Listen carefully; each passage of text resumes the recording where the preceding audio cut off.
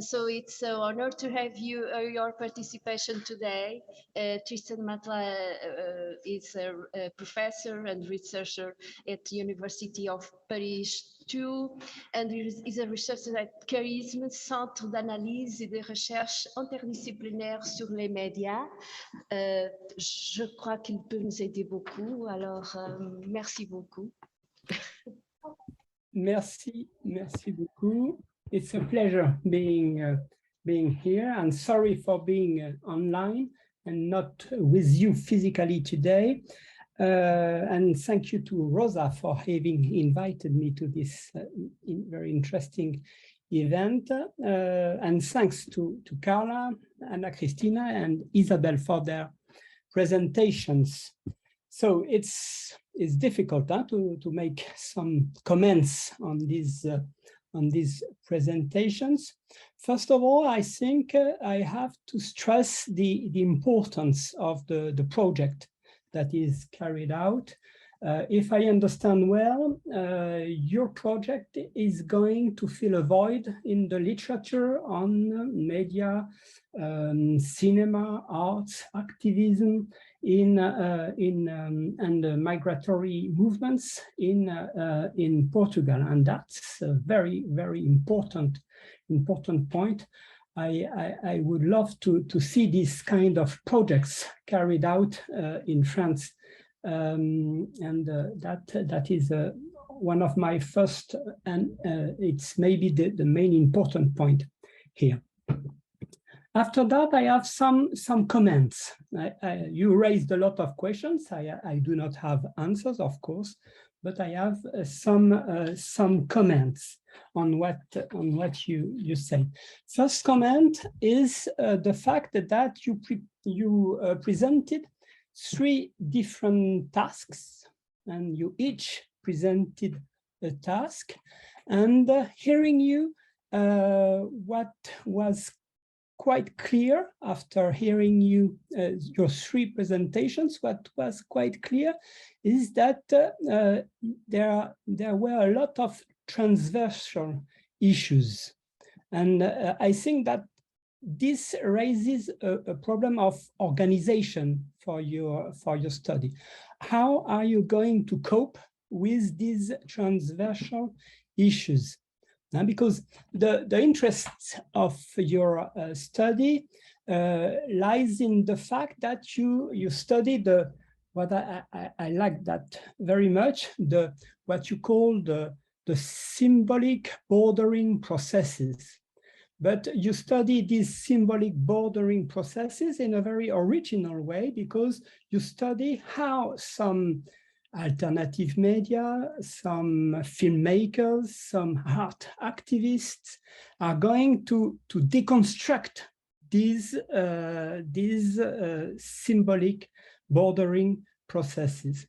And of course, you have a lot of overlapping issues, because you have different actors, but you maybe have the same tactics, the same strategies from the part of these actors who try to deborder the representations of migration and so on.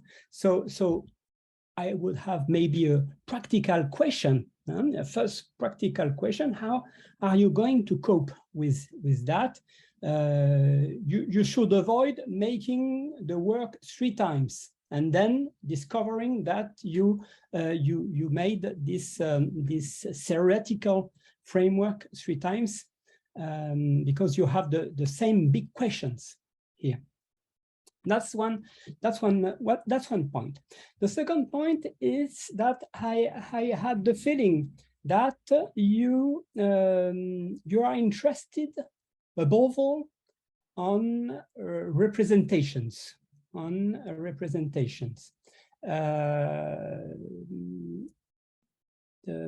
so the text, the media text, and the media text can be also the cinema texts, of course. But well, I do not belong to this kind of approach. I think it's very important to pay attention to the representation, to the representations, the media representations, symbolic representations, to the contents, of course. That's a key point. But, you know, there are also I think that in these issues, it's also important to pay attention to so how to say that in English, to the production side of these issues. How do you produce these alternative media or activist media, because you raised the question? How do you produce these short films? How do you give the means to these filmmakers with migrant or diaspora background? How do you give the means to these filmmakers to produce such or such short film? And how do you produce art? And where do you distribute art?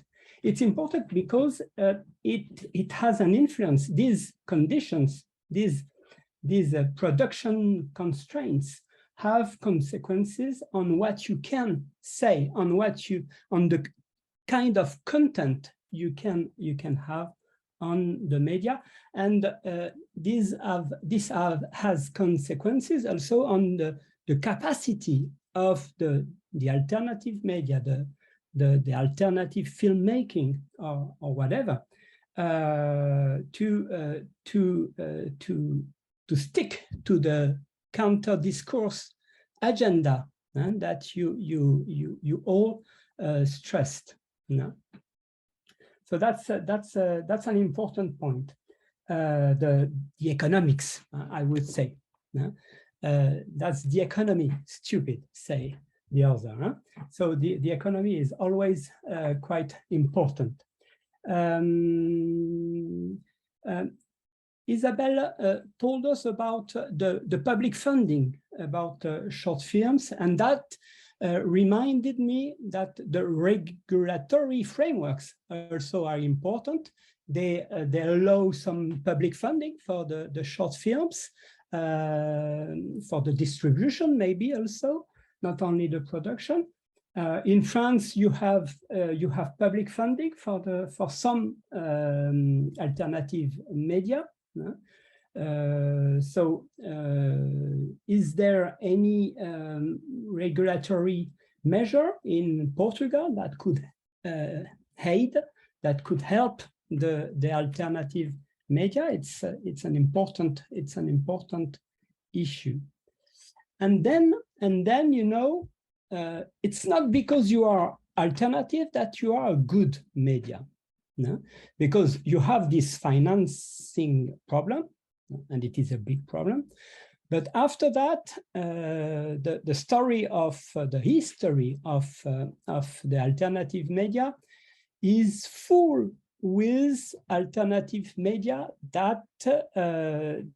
where there were a lot of power relations inside, I mean. And so these also need to be studied, in my opinion. No? If I take the history of the radios that were created by the people with a Maghrebi background in France at the beginning of the 80s, a very old history. This story is full of struggles within the Maghrebi community for taking the control of one or two of these radios and negotiating with the state, and this is very important. You have to be cautious. To be cautious against the risk of romanticizing the alternative media. Take care. The history of these media is not so romantic. It's full of very tricky realities. That's an important point. And two more points on that. It's the transnational dimension. The transnational dimension is important. You have here, by definition, people who are transnational, and so how the transnational is incorporated in these media. So I think that this, you will see it in the representations given in the media. No problem for that. But you know, do the countries of origin? I don't know. Somebody talked about Brazilian, Agora Brazil, alternative media. So do the people in Brazil or some institutions in Brazil have, for example, an important role in collaborating in this kind of media in Portugal? I don't know. But you have something that is potentially very transnational. So this dimension has to be kept in mind. And then you have the big issue of the publics. To what publics are aimed these media or these films? You know, because Isabel quoted the festivals. You know that the festivals, well, at least the big festivals very often are not followed by the poor people that could be the main public for this kind of films. The festivals are populated with people from the cosmopolitan elite, and maybe it's not the privileged, disprivileged public that is aimed at. So so these are some points. 2 or 3 other points. Another important point is that of the decolonial. This is a very important category that you used, and so here we are in a theoretical ground. Theory, in my opinion, theory must help us to think the realities we are studying. And the decolonial issue is a quite complicated issue a quite complicated notion when it is used with this kind of subjects. Well, in my opinion, but maybe I will be very heavily criticized saying that, and I would understand, of course. But in my opinion, decolonial, you know, the decolonial notion is a very macro issue. It's a very macro issue, and it's not so easy to handle. And for these issues that are immersed in the ordinary life of people, I don't know if you can. Well, of course you can use it, but I think that you would need to have some help from other notions, because the decolonial puts the stress on, you know, the heritage of the colonial history and so on. So that's a very important point. But here you deal with local realities, with local struggles, with other kinds of domination, and and I think that you need all the notions to describe that. Something that struck me was that you never mentioned the class relations, for example, colonial, but okay, but now you have also these class relations. The minorities you are speaking of do not belong all to the same class, social classes, no? And this has to be taken into account. There's a difference between the how you call that, the Afro-Brazilians, the Afro-Brazilian youth, who are students, and the Roma people. I'm sure that if you make a sociology of these publics, potential publics, you will have very different class situations. So I think that beware with the decolonial, because it's a very macro thing, and you have to pay attention to micro situations also. No? So that's one point. And for example, I can illustrate that with the something that when you study the minority media, alternative media, activist media, you have also to take to consider the realities of the relations of power within the newsrooms of these alternative media, because in these media also you will have power and domination, and that's important. And the decolonial here is not very useful for understanding that, except if some white, some men white dominate, of course, also these alternative and activist media. But you need other tools. I think that the decolonial here is not sufficient. And the other and the last, because I am too long. The last point, there is a point that is not so clear for me. It's the objective of your study. I think that you have at least two objectives, and maybe the two objectives are not so.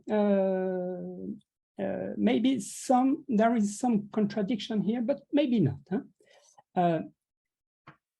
One, in some of your presentations, I had the feeling that the objective was to study how these alternative media, how these filmmakers, or how these art activists created counter-public spheres. Okay, so and Fraser was quoted for that, but some of you also said that you wanted to measure the capacity of this media or of these films or of these artists to influence the general agenda, the general agenda. So it means not a counter public sphere, but the more mainstream public sphere. And here, so you have maybe here you have to clarify what your objective is.